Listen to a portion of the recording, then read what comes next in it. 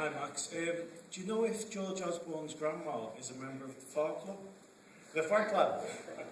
Well, the Fart Club, I don't know if you saw this on our show or not, but this is something that was told to me from an MP, where these guys go into a room and try to suss out who the guy was who was just there based on the smelling their farts. And this was told to me by an MP, and it was confirmed by somebody, and I don't know if anyone has heard about this. But it's given the type of sleazy behavior that one now has grown accustomed to amongst the rarefied ruling classes, it wasn't surprising me. How did it down through the generations? We can talk about farts later, in more detail. You know, we only have 2 minutes left. Hi Max. So if people are going to essentially lose their savings with the collapse of the banks, are they also going to lose their debts? Yeah, that's a good question, and I think that again it's going to be up for negotiation, and I think that we see a pattern now of debts sticking in the system and not being forgiven. Like Greece is a perfect example. They're saying that you can't get rid of these debts. You can't abrogate these debts. You can't get rid of these debts. They're sacrosanct, even though the banks toss debts away every single day. So there's a complete asymmetry there, where the institutions are saying debts are sacred. You can't get rid of them. So I think will apply down to the individual. In the U.S., the mortgage debt. You know, in the U.S. you can walk away from that debt in jingle mail, but you can't walk away from student debt. And student debt is now $1 trillion in debt in the U.S. It's bigger than the subprime was ever as a debt bubble. And you can't ever walk away from student debt. There are people in America who are living on Social Security in their 60s who are being garnished from their Social Security to pay outstanding student debt from when they were in their 20s. So that's to give you an idea of how hard it is to get out of the debt. And also there's a model about never getting out of debt. It's been popular in this country once before. It's called indentured servitude. It's medievalism. It's neo-feudalism. And why not go back to that? You know, I think the only reason you had a middle class ever in Europe to begin with was as a result of the plague, right? It wiped out half the population, and these tops had to start paying people to work the land, and this kind of became middle class. But, you know, they never liked the fact that they had to share anything with anybody. And they had to go back. Feudalism. Yes? Oh yeah, I was wondering, I've got a son, he's 16, he's done really, really well with everything in his life so far, but now he's coming up against this kind of political crap, I don't know what else to call it. I missed the first part of that. I'm saying, my son is 16, Okay. He's really clever, he's done really well with everything in his life, but now he's a lot cleverer than me. So what advice would you give to a kid like him who's got no life experience but faced with all this information? Software. Apart from... Learn software. Learn software. There's always going to be a demand for people who can write software in that space. Moss, his conscience. He's feeling To raise his guilty conscience? for Well, things I think, this question comes up. I think that, first of all, as a mom, the first question is like survival. And so let's think about how we're going to, get through this.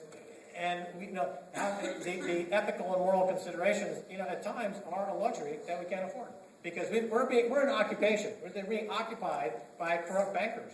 So to try to figure out morally where we stand, I'm not into that. I'd rather say, they're attacking me. How can I attack them back in the most effective means? To me, the way to kick the bankers in the balls is to buy precious metals and to deflate their Ponzi scheme. And J.P. Morgan is now cracking. They announced this huge loss. He's on the defensive. It's the last bank now that's had the pristine balance sheet. The hedge funds are attacking J.P. Morgan now. They sense blood in the water. That's a $140 billion bank going up in smoke. That means a lot more chaos and a lot more price appreciation for gold and silver. And, worry about the ethics later. We're in that kind of a dogfight at this point. It's a fight. Don't go to a gunfight with a knife. I learned that in Scotland. I was just wondering what would happen if everybody refused to pay the debts, individuals and countries, what would actually happen?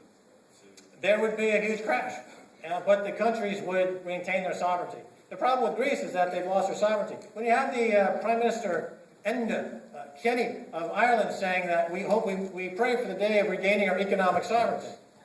If you don't have economic sovereignty, you don't have sovereignty. So having economic hardship, look, Iceland said, fuck you to the bankers. They went through 2 or 3 years horrible. Everybody in the world? Yeah, I agree. It's called the global insurrection against banker occupation.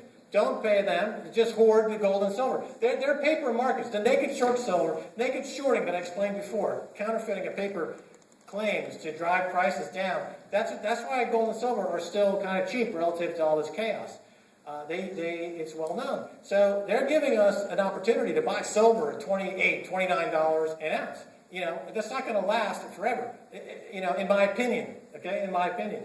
And so this is what I see the dynamic in play here. So a global response. If 100 million people around the world each bought 1 ounce of silver, the price would be $60 an ounce. There's only 1 billion ounces of silver above ground. Unlike in total, that's $28 billion in silver is the entire above ground supply of silver. So Mark Zuckerberg, before IPO of Facebook crashed, that one guy could have bought virtually every ounce of silver in the world. It's a very small market. It's a very tight market. And yet it's a key linchpin to a global paper Ponzi scheme. So if you had 100 million people around the world buy 1 ounce or 2 ounces of silver, their demand would become obviously a problem. All those naked shorts would be overcome. The COMEX would collapse in New York. The price would go to 100. It would go to 200. Now we've got the money. And you've got the liability. You know what I'm saying? Like, fuck you. You stole our money.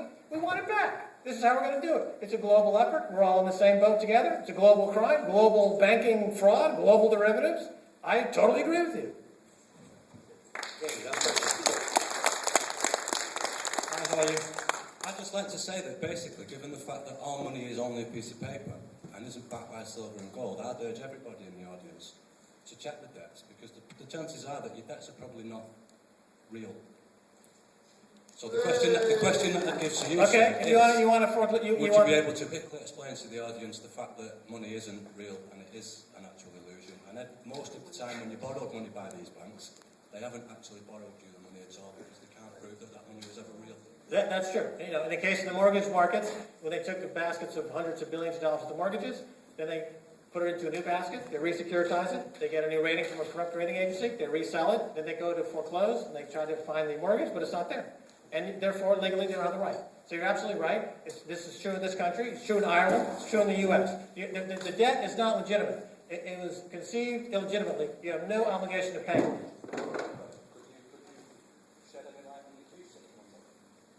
The CUSIP number is a notational tracking system that all securities have.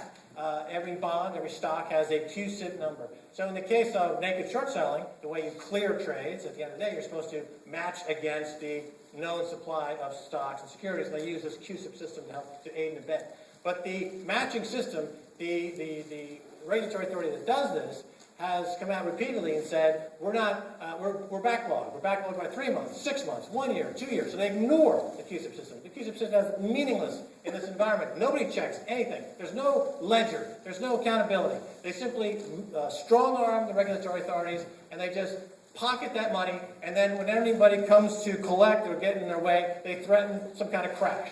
It's a financial mafia. It's a syndicate. It's a racket. Ladies and gentlemen, Max Keiser.